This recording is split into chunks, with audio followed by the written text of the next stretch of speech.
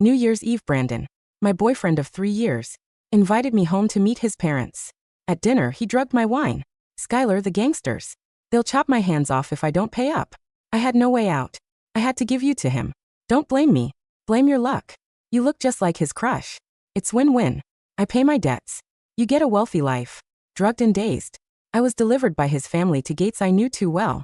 The home of my uncle Victor Thorn. Victor had always doted on Mom and me. The year my father laid a hand on her, Victor had him shipped to a remote African mine. Before sunset, I could barely imagine what Brandon was about to face. The tranquilizer hadn't fully worn off. I lay slumped in the backseat of the car, unable to lift even a finger. The voices of Brandon, Frank and Carol Miller reached me as a muffled drone, distant and indistinct. Brandon and I had been together since college, straight through graduation. Ours was a stable relationship, one that had never faced any real turbulence. Just before the holidays, he'd looked so sincere, saying he wanted to take me home to meet his parents, to talk about marriage. Thinking I needed to make a good impression on his family, I'd spent days meticulously preparing. I bought a new cashmere coat, got my hair done, and brought 2 expensive bottles of wine and a stack of gift boxes. But after just half a glass of water Carol poured for me, my vision started to blur. Skyler, don't blame me, Brandon said, his face a mask of feigned grievance. I was truly backed into a corner with no way out. $5 million. How was I supposed to pay that back? They'll really chop off my hands. I wanted to curse him, but my tongue wouldn't obey. Only choked. Incoherent sounds escaped my throat. Don't feel so wronged either. He continued to ramble. Mr. Thorn's place isn't some bad situation. He just likes your type. You'll live a life of luxury with him. Isn't that better than being with me? I'm doing this for both of our sakes. A win. Win at it. Win-win. You win, my ass. The car sped through the darkness, the scenery outside the window a blur. I struggled to focus my eyes, trying to make out our direction, until the car slowly decelerated, finally pulling up to a massive, intricately carved iron gate. This place, this gate, this estate. My heart leaped. My hazy mind felt like it had been doused with ice water, clearing slightly in an instant. No way. It couldn't be. Brandon and his mom dragged me out of the car, one on each side, practically pulling me across the front lawn of the estate. My cashmere coat was disheveled and torn. My heels were long gone.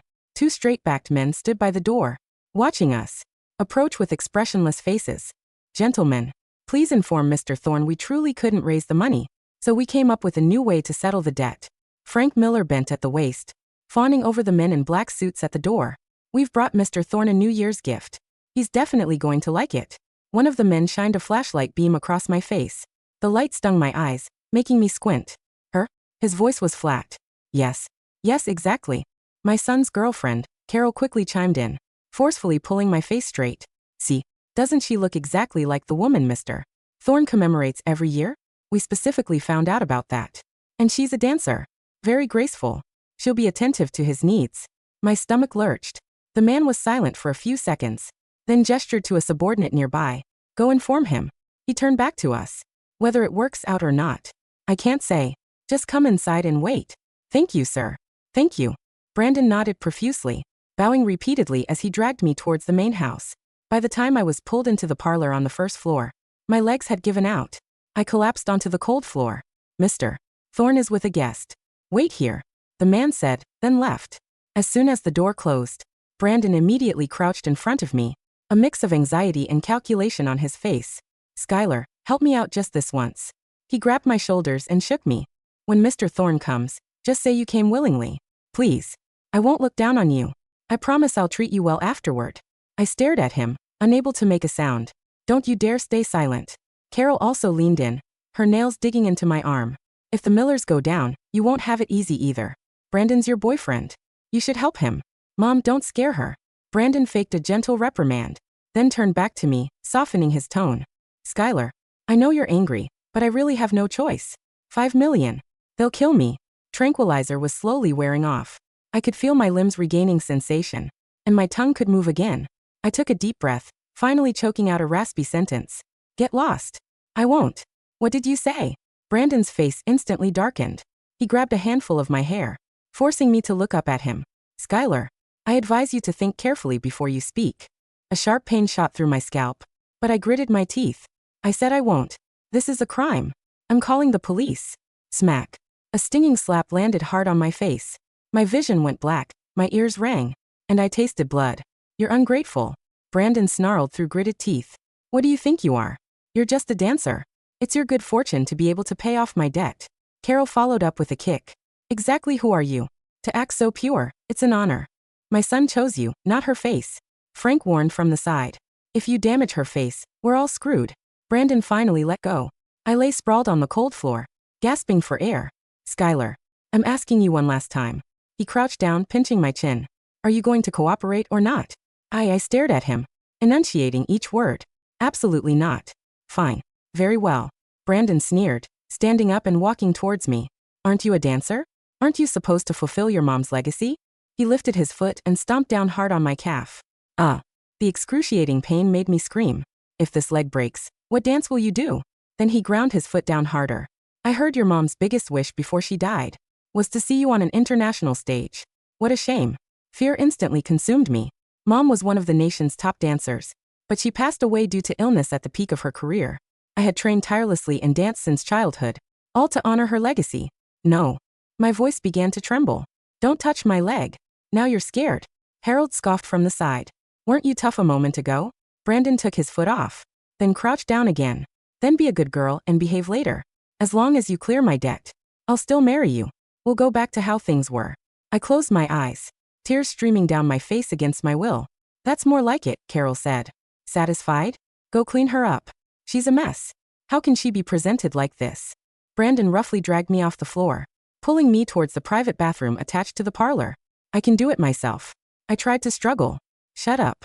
He shoved me into the bathroom. Makeup's ruined. You look like a ghost. He grabbed my hair, forcing my face under the faucet. The cold water made me shiver violently, my makeup washing off in streaks.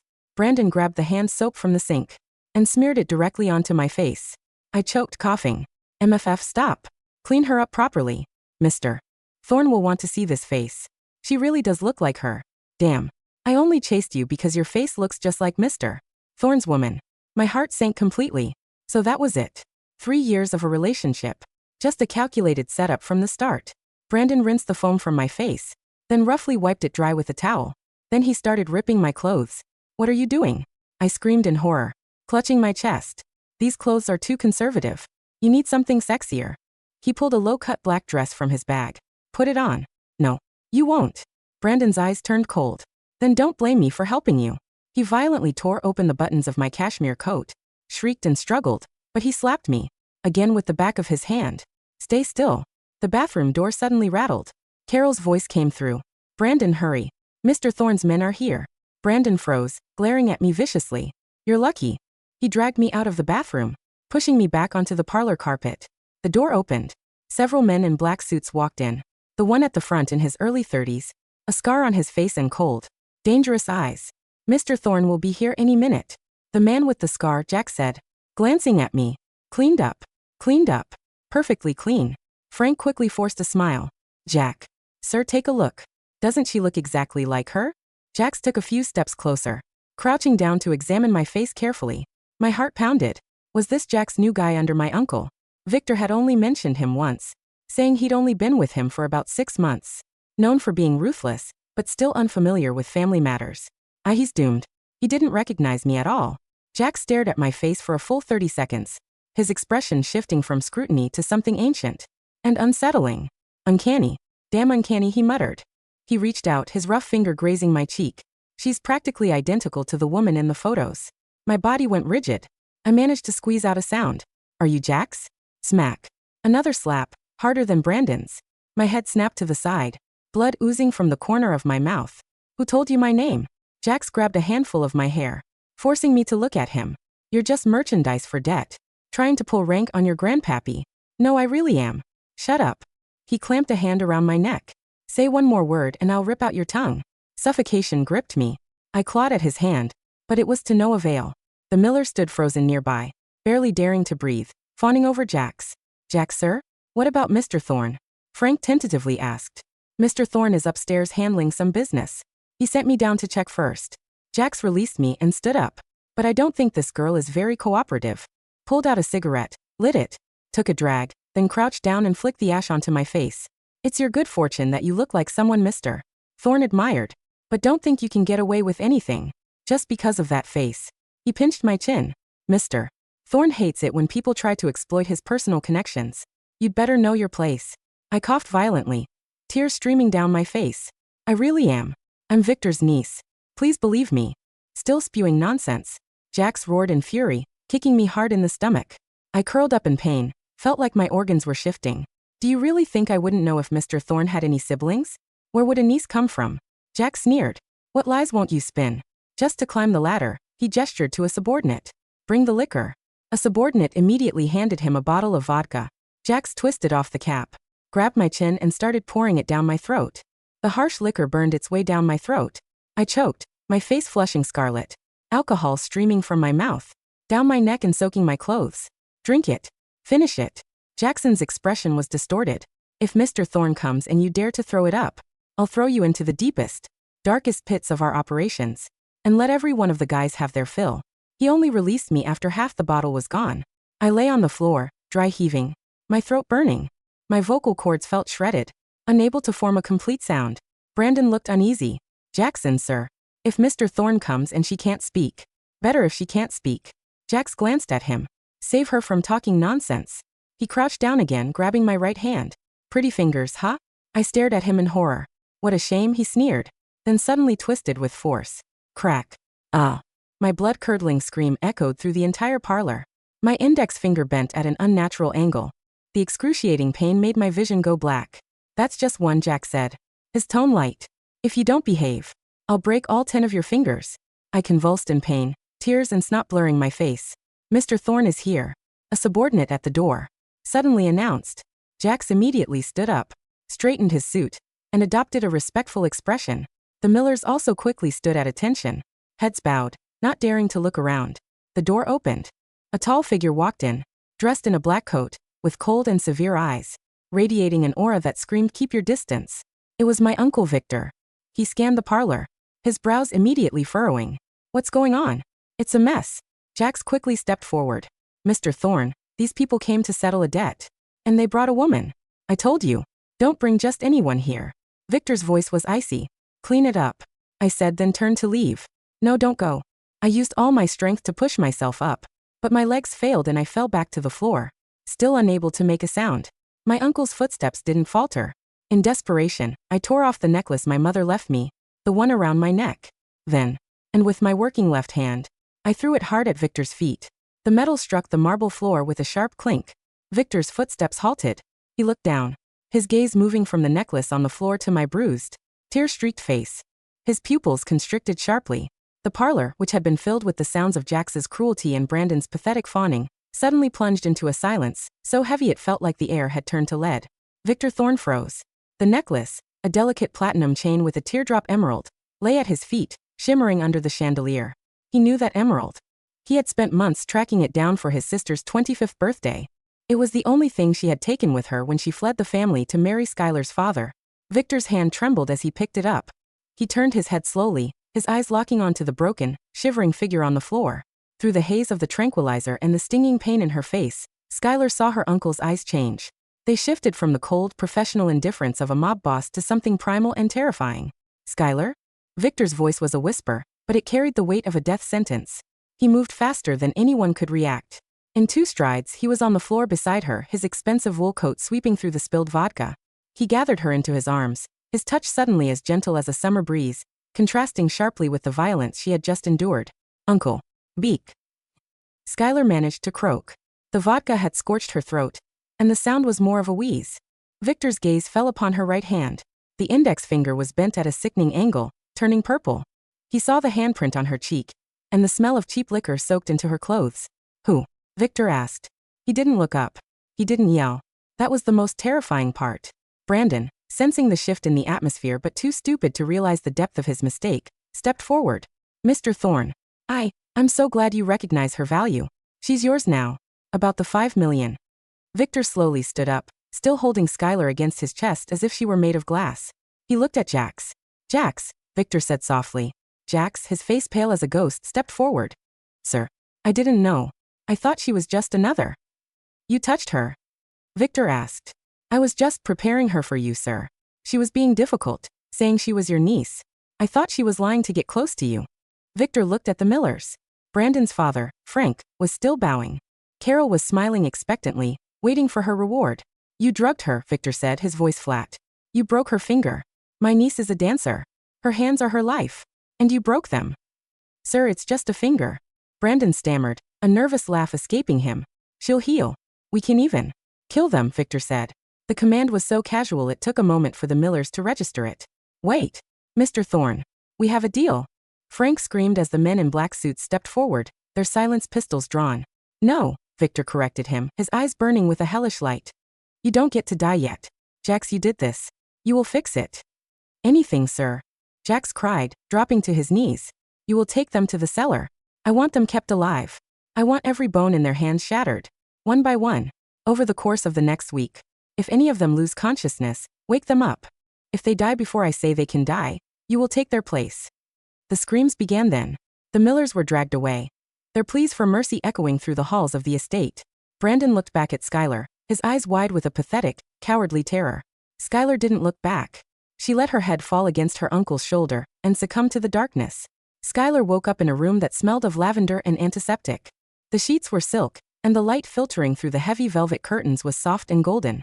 She tried to move her hand, but a sharp spike of pain reminded her of the previous night. Her right hand was heavily bandaged and elevated on a pillow. Don't move, Sky. A voice said from the corner. Victor was sitting in a leather armchair, a glass of scotch in his hand that he hadn't touched. He looked like he hadn't slept in a week. The ruthless Mr. Thorn looked remarkably like a grieving man. Uncle Victor, she whispered. Her voice was back, though it felt like she'd swallowed glass. He was at her side in an instant, taking her left hand in his. The doctors reset the bone. It was a clean break, but for a dancer. The nerve damage is the concern. I've flown in the best surgeons from Switzerland. They'll be here by evening. Skyler's eyes filled with tears. Brandon, he said, he'd been planning it for years. Because I looked like Mom. Victor's jaw tightened so hard Skyler heard the bone click. He was a parasite.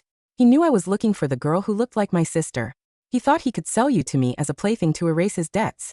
He didn't realize that the reason I was looking for that face was to protect it, not to ruin it. Where are they? In the place where people like them belong, Victor said, his voice dropping an octave. They are being taught the value of a dancer's hands. Do not worry about them, Skyler. They will never see the sun again. For the next 2 weeks, the Thorn estate became a fortress of healing. Victor was a shadow in the hallways, overseeing everything from her physical therapy to her diet. He was terrifying to everyone else, but with Skyler, he was the same man who used to bring her smuggled chocolates when her mother put her on a strict dance diet. But Skyler wasn't the same. Every time she closed her eyes, she felt the cold water from the faucet, the sting of the soap, and the weight of Brandon's foot on her leg. One evening, while Victor was reading by her bed, she asked, "Why did you send my father to Africa, Uncle Vic?" Victor didn't look up from his book. "Because he laid a hand on your mother. In my world, Skyler, we don't believe in second chances for men who hurt the women they are supposed to protect." "I want to see them," Skyler said. Victor looked up then. "No. It's not a place for you." "I need to," she insisted, her voice gaining a strength it hadn't possessed before. "I spent 3 years loving a ghost. I need to see the monster he really is before I can let him go." The cellar was not a basement. It was a soundproofed bunker beneath the garage. The air was cold and smelled of iron and damp stone. Victor led her down, his hand firm on her elbow. As they approached the heavy steel door, Jack stepped out. He looked haggard, his suit rumpled. He saw Skyler and immediately lowered his head. "I am sorry, Miss Thorn," Jax whispered, his voice trembling. "I will accept whatever punishment you deem fit." Victor ignored him, opening the door. Inside, the 3 Millers were strapped to chairs. They didn't look like people anymore. They looked like broken dolls. Their hands were wrapped in bloody gauze, their faces gaunt. When Brandon saw Skyler, he began to blubber. "Skyler. Sky. Tell him I love you. I was just scared. The gangsters, they were going to kill me." Skyler walked up to him. She looked at the man she had planned a future with. She looked at his parents, who had watched him drug her wine, and smiled as she was dragged away. "You told me it was a win-win, Brandon," she said, her voice eerily calm. "It can be. Look at this house. You're a princess now. Just let us go, and we'll never bother you again." Skyler looked at her bandaged hand. "You broke my finger because you thought it would make me more compliant for a stranger. You didn't care if I ever danced again." She turned to Victor. "He owes $5 million, right?" Victor nodded.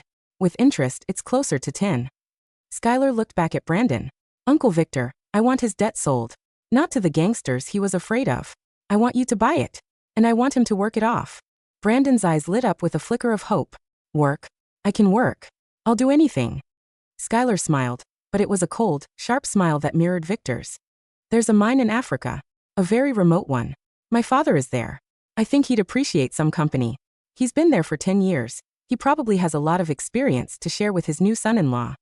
The blood drained from Brandon's face. As for Frank and Carol, Skyler continued, looking at the older couple. They were so worried about their son's hands. Let them keep their hands. But send them to the same place. They can watch their son work until he can't stand anymore. It's a win-win, isn't it? Victor chuckled, a dark, proud sound. My niece has a talent for justice. As they walked out, the screams began again, but this time Skyler didn't flinch. 6 months later, the National Theater was packed. The elite of the city were in attendance, whispering about the Thorn heiress, who had vanished for months and was now making her debut. Backstage, Skyler stood in front of the mirror. She was wearing a costume of midnight blue silk. Her right hand was no longer bandaged, though a thin, pale scar ran along the side of her index finger. It would never be 100% again. The surgeons had done wonders, but the grace Brandon had tried to steal had to be fought for. She had spent hours every day in excruciating physical therapy, retraining her nerves to feel the rhythm again. A knock came at the door. Victor entered, looking impeccable in a tuxedo. He handed her a single white rose. Are you ready? He asked. I was born for this, she said. The Millers reached the site last week, Victor added quietly. Your father was surprised to see them. Brandon is learning that mining is much harder than gambling. Skyler took a breath, letting the last of the bitterness go. Good. Let them stay there. I have a stage to reclaim. The music began, a haunting, powerful cello solo. Skyler stepped out onto the stage. The lights were blinding, but as she began to move, she felt the weightlessness she had missed for so long. She danced not like a victim, but like a storm. Every leap was a defiance. Every turn was a shedding of her old skin. In the front row, Victor Thorn watched with tears in his eyes, seeing his sister's soul reborn in a woman who was stronger than any of them. When the performance ended, the silence lasted for 3 seconds before the audience erupted into a standing ovation.